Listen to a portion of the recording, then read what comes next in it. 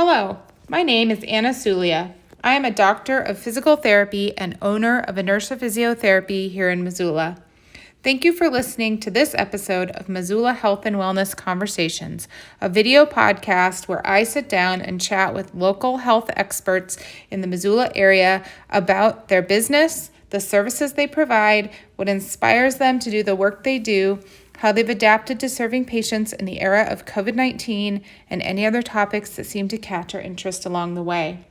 My goal with these conversations is to get to know local providers so I can help foster a network of caring practitioners and help the people of Missoula live their best lives. If you are interested in the services at Inertia Physiotherapy, please visit our website at www.inertiaphysiomt.com or call 406-880-7945. Refer to the video or the show notes to contact our interviewee of the day. Without further ado, I hope you enjoy this week's episode. Today on Missoula Health and Wellness Conversations, I am delighted to have Marina Zaleski here from Montana Yoga Therapy. Marina and I met briefly, maybe a little under a year ago, at a little conference where we were learning a bit about perimenopause and connected a little bit, but we're excited to chat a little bit more today about kind of what she's doing and how her business has persevered the last year and who she's helping and how she does it. So thank you very much for being here with me today, Marina. And maybe we'll start with you just kind of giving me or giving the audience a little summary of your business and how you got where you are today. Okie doke. Well, welcome. And again, thanks. I'm really glad to be here to share a little bit about what I do. That's been a big part of my life. I've been a resident of Missoula since 1994. I moved here post college and had already had yoga kind of percolating in my life. I came to yoga just mostly out of curiosity, and it was at a point where there wasn't so much availability to practice with a teacher in person at that time. And so I was 20, 21, curious. Our first classes had a lot of laughter, a lot of fun, and then kind of kept going back for a little bit more, a little bit from books, and then a little bit with a teacher. I drive over to Tuskegee is where my teacher was at the time when I was a student at Auburn University. When I came to Missoula, I was a baker, so it was opposite my schedule. So I really got to practice at home and on my own. And that's kind of a nice way to do it, is a little bit with a teacher and a little bit on your own, because the development of your own practice is really the um, the foundation and the opportunity to have that, what sometimes is referenced as a sadhana, your practice, and that can look like anything. Um, and so throughout that process, I eventually landed with a community of teachers and practitioners that resonated well with what I was up to, and was naturally drawn to the adaptability. I spent about 10 years as a student before I pursued teaching. And with that, I could see the people that would never come back. I'd see the people that yoga kind of just fell flat for, or they weren't necessarily seen in the way they felt seen, you know. Um, and or there was a lot of striving, and sometimes with that striving they missed the fruitfulness, they kind of missed the benefits, from my opinion, from my perspective. And so I was always drawn to find ways to help meet the student more and more where they are, and in a more fruitful way. To come to back to that word, many times I would see people kind of just do their best, and sometimes when we do our best, it's not serving what we need to do. Sometimes we don't find out that our boots are too tight until we have a blister, or that kind of thing. So with that, I kept studying with teachers that had both an advanced history with practice, as well as other modalities, a number of teachers. I point to you because one of my teachers was also a physical therapist, and to have a lot of that intercommunication of what we're working on, and a place that yoga um, can play a part in somebody's life, not just in a healing capacity, with that. Yeah. Well, I think that's a really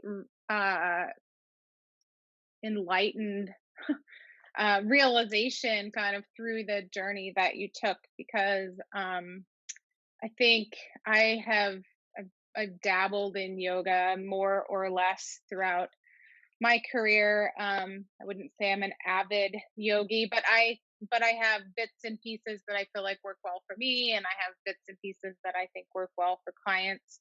And I have a lot of clients who have some kind of a practice, oftentimes in yoga or Pilates, that are kind of these more mindful movement practices.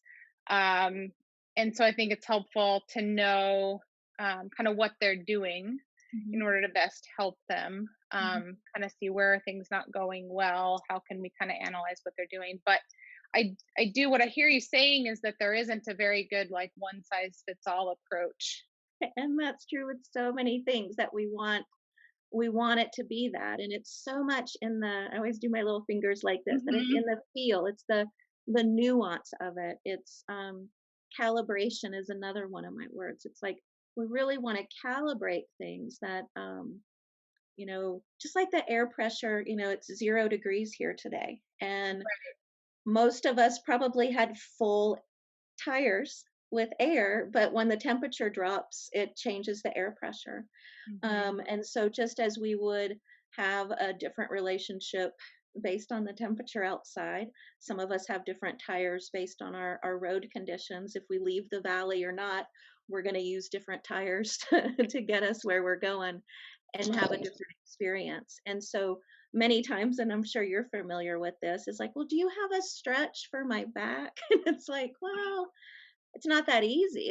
It's how far do you take that stretch? And do you do that stretch sitting down or standing up? And do you do it after you've done 5 other stretches, or do you do it all on its own? And as I say the word stretch, point to my mouth. If I were to have a quarter jar, how people have a quarter jar for cussing, I have a jar for the word stretch that many times people I'll ask, have you done any yoga? And they're like, well, I've stretched. And it's like, "No," the umbrella of yoga and what we call yoga, many times we just think of it as the physical practices. But yoga includes meditation, yoga includes movement practices, yoga includes specific breathing practices that aren't just for the breath or access through the breath, but that's where we get into the energetics and the layers of being, if you will. And that's where we get to more of the mind practices, the practices of meditation and of mindfulness, with that. Do you feel like those are the elements that have kind of been a little bit um, lost in the sort of fitness movement of yoga? Putting it into every box gym and um, making like taking that part away and maybe not letting people have like full realization of what the practice could potentially do for them. And there's a time and a place for all of that. That how I teach a class, if I'm going to see a group of people once, it's different if I go into an office, that I can give them a little bit. If I teach a group of university students throughout the semester, that provides a different opportunity. Um, and so it's kind of time and a place. I think it has. Um, there are fitness centers that have a really rich, yoga program, and that's just based on the environment. But um, it's hard to teach everything in every class, and it's Right. hard. I was taught from. I always talk about how I was raised in yoga. I didn't come to yoga till my 20s, but throughout that learning experience, we can't always reach everybody with every aspect. People aren't always interested. And so many times, just with any type of a lecture, any type of public exchange, we want to meet people where they're at. And um, with that, sometimes we make our own judgments about that, of where we can be as clear to read the room, to include a wide variety of things. But all of us could benefit from being a little bit more comfortable in our body, being a little bit more steady, and to learn how to reduce tension a little bit, how to down regulate the nervous system. Yeah. With that, I found for myself, I didn't always label what I was teaching. Now we're going into mindfulness.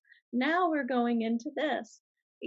I just, would include it to the best I could. And then individually, as a student might ask a question, I might entertain that in a smaller group or in a one-to-one situation. Yeah. Do you do much in the way of groups? I know on your website you kind of mentioned there are potentially some group opportunities, but do you feel like have you moved more into the sort of one-on-one? Has that become more of your passion, or is A it? little bit of I like to have my toe in both. So if we were to look at my across the work week, if you will, if we want to call it work, um, I see a number of students privately, and I teach currently just two public classes, semi-public. One is through the vet center, the Missoula Vet Center, and one is through Red Willow for people with chronic pain. Um, and each of those situations currently now they're all through Zoom, but I have the opportunity to get to know the individuals and work with them. Ideally, um, we kind of do both. You know, Mhm. some people are able to have the personal motivation, interest, space, um, and just the rest of their life that they are able to meet with me at an interval that works well for them, which could be weekly or quarterly or every 3 years. And then and then they're able to apply that to the other areas of their life, which could include another group yoga class. I have a number of students that don't do their group practice with me but do that with others. And then others need that continued community support, with that, which is you get a different variety. My intention with the groups, is for a group experience, and do my best to plug that into to everybody with that. That must be a real challenge around COVID. Think I think I haven't done a lot of telehealth. I've been fortunate to be able to kind of keep some semblance of clinic practice throughout the pandemic. Um, but I feel like it would be hard to teach to a group of people where you can't be in the room and kind of feel their energy and kind of get that reading on sort of how's everybody feeling today, and are you sort of resonating with what I'm saying, and not being able to make those sort of subtle physical connections or corrections. So are you tapping into like a different part of your brain, or how is that? Yes. So for the specialized classes that we might call more therapeutic, a class for people with chronic pain, or with the specific intention to help down regulate the nervous system, which is what the uh, class is for the folks at the vet center. Um, you know, Structure is just one part of it, and so um, I'm able to communicate. The classes are small enough that we can also have additional communication between classes through email, text, or a quick Zoom session. But primarily, I want people to have a comfortable position to sit in. Mhm. Primarily, I want people, whether it's in the chair or on a floor. Some of my clients I work with from a recliner, that's their most comfortable position.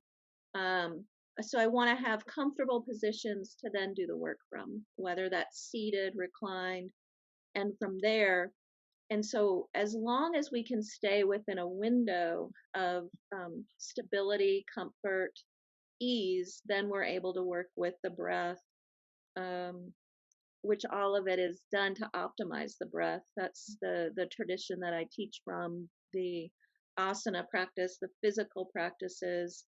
Breath comes first. Where many times in a group yoga class, it's like, oh, remember to breathe. And, it's like, here I'm more reminding people to move, because if you're not breathing, you're not moving. And that's where I work, to how do we optimize the breath. And so it's through that access of breath that we can then get to the juicy stuff, the beneficial stuff of the downregulation of nervous system. I love um, that. with Yeah. that. I went through a full certification for rehab Pilates, which is not the same, but the group that we went through is called Shot Pilates. They're out of Canada, and they kind of base their brand of Pilates off of what they call the 5 basic principles. And principle number 1 is breathing. So I think there's a lot of overlap in various disciplines, but that breath is so foundational. So many people, whether they're in pain or have had trauma or just stressed out, or they don't just pause and sort of check in with themselves. Like there are so many people that don't breathe well. And I see a lot of people, when I feel like I'm resonating with what you're saying, because one of the things that I tend to work with people a lot on is just simply posture and positioning, and like, how are you doing on the floor? As I'm sitting with my 4-year-old playing Legos, I'm realizing that my back is like in not a great position, and I'm kind of hunched over, and I'm not breathing well, and now my neck is getting tight, and then she's, I find something and put my butt up on it. But so many people like just don't even have that much awareness, or the tool. It seems so simple. The tool, just put your butt up on as high as it needs to go, comfortable, and then breath and just ease of like spinal movements are 2 really quick ways for people to self-check. Like, am I actually starting from a reasonable foundation? Yeah. Or am I maybe setting myself up for a result that I didn't intend? And then I'm going to blame the activity on not improving me, rather than, oh shoot, I just didn't put it in a completely different experience. Yeah. It's very much, it's a great way to kind of think of it. And sometimes in our different roles, which what our professional hat is, where sometimes can be limited for how much time you can spend on certain things. And primarily when somebody is working with a team, my role in that team, many times I'm a part of a chronic pain team, that I'm there to help downregulate the nervous system. And so we need to be in a comfortable position. And so from there, sometimes it gives them voice to come back to their physical therapist and say, when I lay on my back and you have me do this, it hurts. They don't often feel like they can speak up. And with that, and so we work, that it's, where can you be most comfortable? And if most comfortable is in the fetal position, that's where we start. And I am at, and I know that many of your colleagues, do as well. That's, it's not textbook good posture, but it's what I got, and that's where you start, is to be real with that. Well, I think that brings up a really good point, because I, as my career has evolved, I have came to realize that my ideas of what something should be or look like may not match what the person in front of me either prioritizes, believes in, or can even accomplish that given day. So I think that there's actually towards getting away from what you're saying, but I would say that it's more common than, certainly it's more common than it should be, to not to say, well, the attitude is, well, you're gonna have, so let's just do this, and it'll ultimately help you improve the capacity of your nervous system to tolerate these positions. But I think that the biggest issue with that is that, and I go after this in a variety of ways, but exactly what you're saying is sometimes we have to take something away before we can add something new. And I think that oftentimes that is finding something that downregulates the nervous system and puts them into a state where their mind and body are more open to learning. Yeah. And I do that through breathing practices. I do that through body scan education. I do that through my hands-on techniques, because really the hands are helping to kind of listen to this body in front of me and say, I need some help or support here. So maybe that's, it depends on the individual. So it could be in any one of the systems. The better I get at listening to bodies and the more skills I get, the less hard I push. More specific I get with techniques, and they're not painful, and they just create this, like, you're accessing the parasympathetic because their body softens and their legs drop out and their breath slows and they kind of go to sleep in your hands. Exactly. And when they wake, when they come back to, their body's way more receptive to the next step, which is. And it's always, centered around the person and what speaks to their language. That sometimes, we're not all the same. Not all athletes are the same. And so, I've enjoyed, I work with a handful of athletes, and they're so accustomed, and similar with dancers, that you're doing something physical with your body for another outcome. So a dancer is often, they've chosen it because they like it and it feels good, but it's often judged by the audience versus just how it feels in your body, and then with an athlete, you're judged, you're graded by your performance, whether it's beating your own time or whether it's winning a gold medal. And so if we can learn, there might be a time and a place. There's a time and a place to lock out your elbow. And if I'm over the edge of a cliff, please lock out your elbow and help me. But it's not necessarily in a yoga pose, and where do we find other measures? And so when someone has a pain, I don't want to just do what doesn't hurt. If I wait for my body to hurt more, it's kind of too late. And so especially if we've fallen into that chronic pain cycle, which is no longer just a structural issue, it's a multi-system response that we need to play with, balance. We need to play with resistance or even temperature, like you get a chill or you feel warmer. And then number one is your breath. If I'm doing this and holding my breath, am I really doing it? Am I really present to it and getting the optimization of it? And I mentioned athletes, sorry to get off on that, is that sometimes I'm not the best person for an athlete. Like certain folks don't enjoy taking it slow and easy because I'm trying to wake up more their awareness than fix their back, that through their awareness is where they learn themselves, how to play with that. And so sometimes it's too easy, and it's like, then I'm not the right person for them. And then you refer to another professional that can speak their language.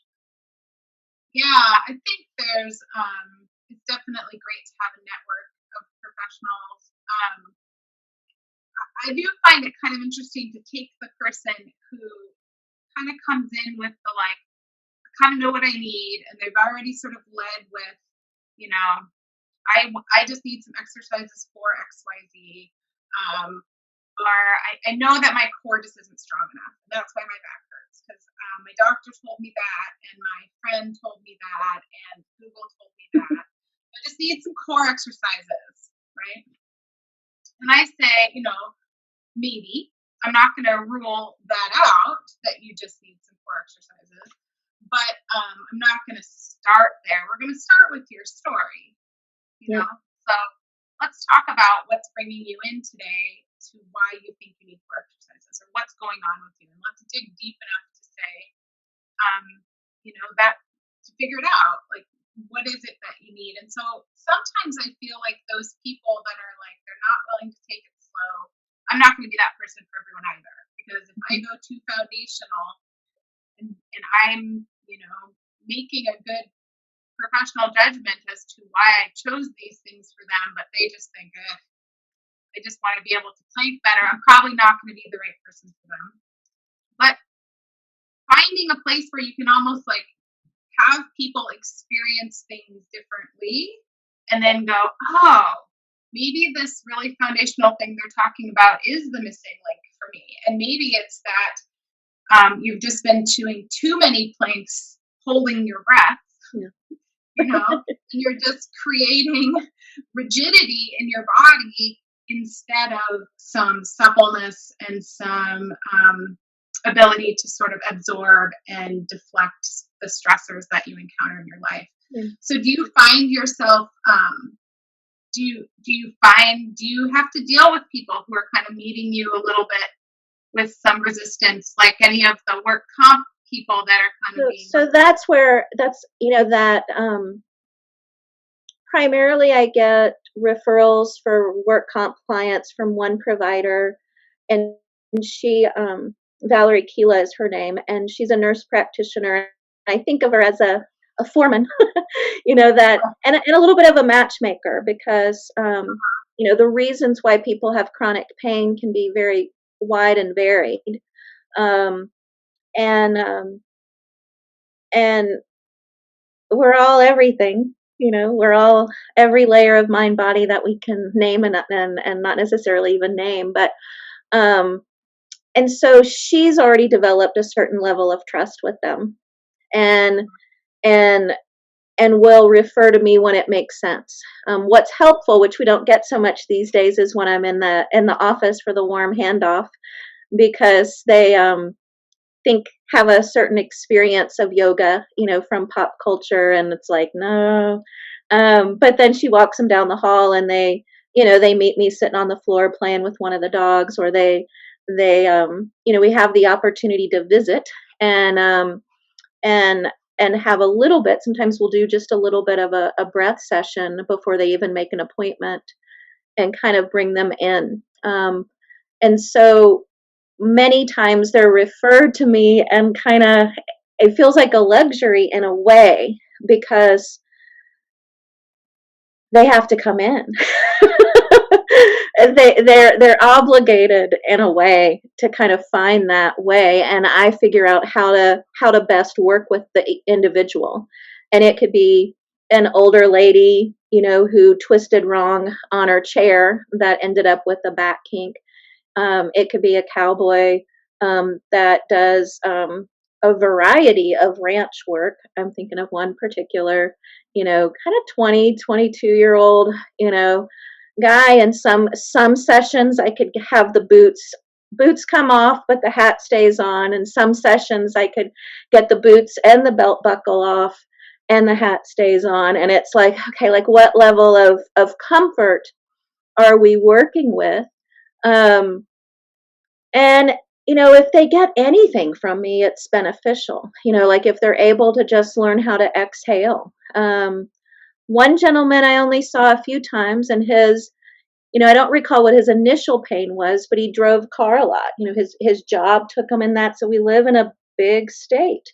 And so people that do see customers or clients in multiple counties are driving a lot. And it's not necessarily ideal, especially if you already have a back thing going on. You got to figure that out. he and I had one session, and then he went hunting, and he went hunting by himself, took his truck where he just shouldn't have taken his truck, got stuck, had to go back out and get the chains, and he's hiking, and it's snowing, and it's ice. We did enough. We did enough with his breath that he was confident that instead of being knocked out for 2 weeks, that he was able to stay a little bit more regulated with his breath, which helped him stay in touch with his body, which helped inform his choices. He was still in a persnickety situation. He still needed to get himself out, you know, but he was able to do with it, be in relationship with it in a different way that he might have, he only had a few days of back pain reminders that took him out of his stride instead of a 2 week situation. And so that was cool. Like it's enough. So I'm fortunate that they are required to see me a certain number of sessions, so I get the opportunity to befriend them in a way, and get to know them well enough to offer them something that works well for them, that gets that bite, and then they go from there.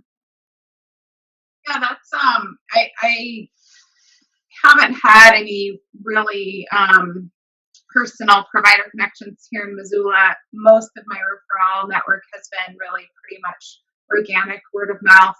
But when I worked in Eugene, Oregon, there was a physiatrist that I worked pretty closely with, and I treated him and I treated his wife, and so he would send me a lot of people, and it was always amazing to get clients from him because I would say they were already warmed up, as you said. Mm-hmm. So I feel like that's another really powerful thing about kind of building the whole referral network inside of knowing people and hearing their voice and kind of knowing their philosophy, because you can kind of provide that sort of warm reception. People are so much more, they're going in not only with a better mindset and a better attitude, which means they're probably going to get better results if they get sent to someone by someone that they already know and respect. Mm-hmm. So I think it's great that you have that relationship, and that you guys work so nicely off of one another. Yeah. I guess maybe for the audience, is there a particular sort of, like, if someone's to Google your style of yoga, do you have like a name that you kind of put, I think on your website you describe a variety of different trainings you've gone through. So it's interesting to kind of look at what is yoga, what is considered yoga, and what how it's evolved. And so just a kind of a brief history lesson. That most of us are aware that yoga came from India, and that it was handed down, like most things, person to person. So initially it was a verbal tradition taught by people in your neighborhood, and so that's who you learned from. You learned from your family, you learned from a neighbor.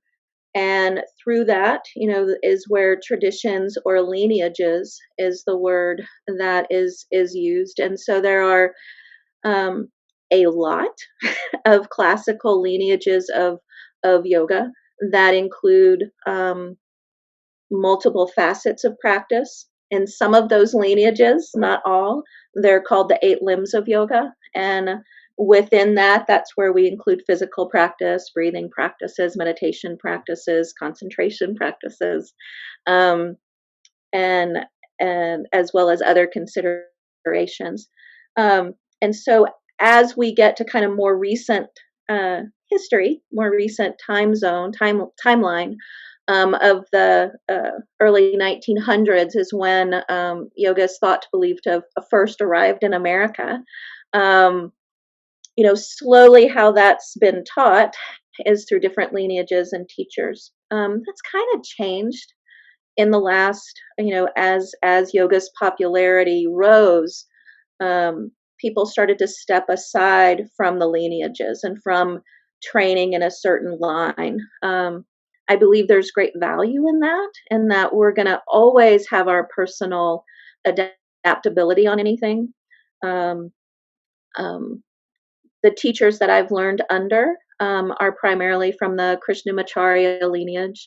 Krishnamacharya is often attributed to a lot of the yoga that we practice in America, and that includes the Iyengar system, named after that teacher, the Ashtanga system, which was from Patabi Joyce. That is where a lot of the power yoga, a lot of the fitness yoga comes from. And then through Krishnamacharya's son, Desikachar is the lineage that I'm more directly under now, and that's called Vinaya Yoga. With that, we're of course learning from all sorts of things. We now have the benefits of where we live and how we live to learn more from physical therapists, from respiratory therapists, from different layers of psychology, but there's so much within yoga that I've kind of stuck underneath that umbrella, and of course have learned from my society and my community how to play with that. So that's not quite a full history of anything, but the lineage that I practice under. And yoga therapy is a new profession in the West, but it's more of a classical way that yoga was taught is in that one-on-one relationship. And what we might call includes lifestyle practices and those types of things. Montana Yoga Therapy is the name of my business. And that's where I come from. Yeah, I think that kind of answers your question. For sure. I think it's good to kind of give people some history lessons. I like it. And I kind of liken it to music. I'm sorry to interrupt. Many times people want to learn, you can't go right into improvisational jazz, or you can't, that even, most of the, musicians learn. You've got to learn your scales. You've got to learn your basics. And so, many times what we think of as somebody just being free, and listening to themselves. Sometimes we need to have a certain structure so we can interpret what it means to listen to ourselves, or what it means to follow a certain way with that. Yeah. Absolutely. I think if you've got people who are really out of touch with themselves for whatever reason, life got them there, you certainly can't hand them the entire plate at one time. You have to learn enough about that person so that you can give them enough that they can feel successful. I think with chronic and persistent pain, one of the issues that people have when they start, shopping for providers, and they've probably been to a yoga class. Yoga therapy, I would imagine, is a bit more less common in terms of people seeking that. But they've certainly been to a yoga class, maybe a few. They've probably tried some videos online. They've certainly Googled things. They've probably seen a PT. They've probably had massage. They've probably had chiropractic. They may or may not, but probably have a mental health provider mixed in there at some point. And I think one of the things that people in my profession do wrong is they try to kind of reinvent the world for them much too quickly. So I think that being able to kind of give them successes, small successes, and help them see and understand and feel and embody those small successes, because sometimes change is so incremental, they forgot that, it was just a month ago that they could only sit for 3 minutes, and now they just sat through, a car ride to Hamilton and back, and they're fine. And so you have to pat them on the shoulder and say, you're doing well. Remember when you couldn't, and what's our next goal, right? So maybe for your gentleman that has to drive all over the state of Montana, an hour in the car isn't good enough for him, but an hour in the car is so much more than you could do. So celebrating our small successes is also another really important feature. And having someone, I think that's the one-on-one connection is really powerful, because you can kind of be their reflecting pool a little bit. So that's awesome. So I guess this has been great. I really have enjoyed talking with you. I don't want to take too much more of your time today. Maybe just give the folks a little where, if someone is interested in working with you, how do they find you and contact you, and kind of what does that process look like? With that. So my name is Marina, like a boat duck. And so my first response is to remember that my name is Marina and that you're interested in doing yoga with me, and we live in Montana. So if you can remember those three things and that you've heard of a thing called Google, you can find me. And then outside of that, Montana Yoga Therapy is my website, montanayogatherapy.com. I am able to access you through Zoom across the state. And one of the things, just to kind of like, it really has worked well with a number of people to do the one-on-one yoga, not necessarily the classes if you're brand new or wanting something specific, but the private sessions, the yoga therapy sessions, you're practicing at home. And that's what I pray for and try for so much. And so by practicing on Zoom, we're already got you practicing at home. And so that's huge. And so that you're in your own environment, you're using whatever it is that you have, couch pillows, your chairs, things that help you already. So that's my little encouragement there. You're welcome to call me. My phone number is 406-327-0775, and I'll be happy to visit with you with that. So I'm really grateful to have this opportunity. Thank you so much.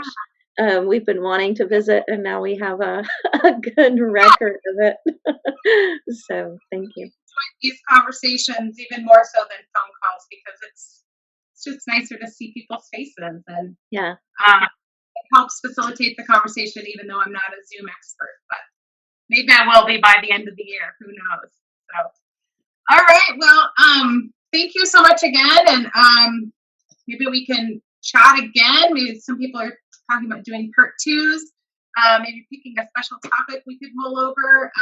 So, anyway, I look forward to kind of continuing our relationship and learning more. I do as well.